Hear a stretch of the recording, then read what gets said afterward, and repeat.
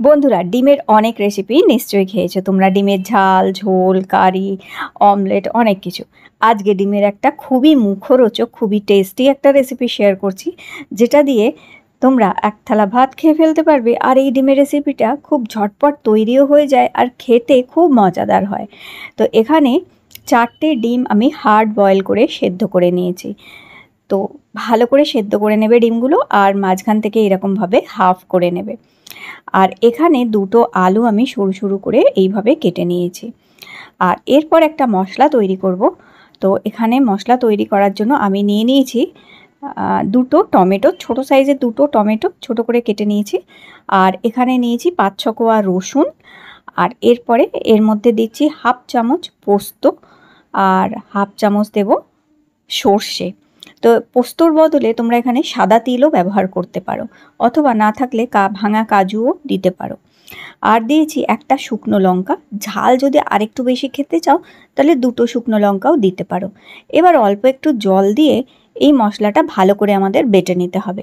Butter জন্য আমি এখানে আগারো রিগাল পার্সোনাল ব্লেন্ডারটা ইউজ করছি। খুবই ভালো, খুব সুন্দর একটা ছোট্ট ব্লেন্ডার হচ্ছে। এর মধ্যে গ্রাইন্ডিং, ব্লেন্ডিং 2টো ব্লেড আছে, ইজিলি সমস্ত কাজ করা যায়। আর এবার কি করবে, মশলা বাটা হয়ে গেলে একটা কড়ার মধ্যে সর্ষের তেল নিয়েছি। আর সর্ষের তেল 2 বড় চামচ সর্ষের তেল দিয়ে ভালো করে কড়ার মধ্যে মাখিয়ে নিলাম সর্ষের তেলটা। নিশ্চয়ই দেখতে পাচ্ছ যে কিভাবে আমি দেখো কড়ার মধ্যে পুরো সর্ষের তেলটা আগে মাখিয়ে নিচ্ছি। তো এইভাবে একটু মাখিয়ে নেবে সর্ষের তেলটা। তারপরে এর মধ্যে ওই ছোট ছোট করে সরু সরু করে কাটা আলুগুলো দিয়ে দিলাম এখানে। আর এরপরে এখানে আমি দিয়ে দেবো পেঁয়াজ। তো পেঁয়াজও এইরকম দেখো সরু সরু করে কেটে নিয়েছি। কেটে নিয়ে আর এই পেঁয়াজটা হাত দিয়ে একটু ভালো করে ছাড়িয়ে নিয়ে এই পেঁয়াজটাও এইভাবেই দিয়ে দেবে। আর এরপর এর মধ্যে দিয়ে দিচ্ছি সেই বাটা মশলাটা, এর মধ্যে বাটা মশলাটাও দিয়ে দেবো। আর এরপরে একটু জল ওই মিক্সির জারটা ধুয়ে দিয়ে দিয়েছি, প্রায় হাফ কাপ মতন, হাফ কাপ থেকে 1 কাপ জল এর মধ্যে দিয়েছি। আর এখানে হাফ ছোটো চামচ হলুদ দিয়ে দিলাম, আর স্বাদ মতন একটু নুন দিয়ে দিয়েছি। এবার এই সমস্ত জিনিসকে ভালো করে হাত দিয়ে আমাদের মেখে নিতে হবে। তো এইভাবে হাত দিয়ে খুব ভালো করে এটা মেখে নেবে। এইভাবে হাত দিয়ে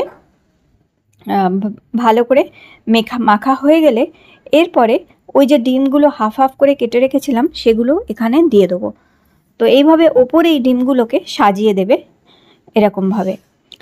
আর সাজিয়ে দেবার পর দেখো এটা রেডি হয়ে গেছে। এইবার আমি কিন্তু গ্যাসটা অন করেছি, এতক্ষণ কিন্তু গ্যাস অন করিনি। এবার গ্যাস অন করে দিয়ে আর এখানে 2-3টে কাঁচা লঙ্কা আরও দিয়ে একদম আঁচ কমিয়ে দিয়ে ঢাকা দিয়ে রেখে দেবে। আঁচ কমিয়ে ঢাকা দিয়ে বন্ধুরা মাত্র 7 মিনিট রাখবে। কাঁটা দেখে দেখে, ঘড়ির কাঁটা দেখে একদম 7 মিনিটস, অনলি 7 মিনিটসের জন্য একদম আঁচ কমিয়ে এটা বসিয়ে রেখে দেবে। 7 মিনিট পরে ঢাকা খুলবে, দেখবে এরকম দারুণ ডিমের বাটি চচ্চড়ি রেডি হয়ে গেছে। হ্যাঁ বন্ধুরা, যখন কিছু রান্না করতে ইচ্ছা করে না, মনে হয় খুব অল্প সময় ঝটপট কিছু যদি ভালো রান্না হয়ে যাক, যেটা দিয়ে এক থালা ভাত খাওয়া যাবে, তাহলে ডিমের এই বাটি চচ্চড়িটা অবশ্যই ট্রাই করে দেখো, দারুণ লাগবে তোমাদের খেতে।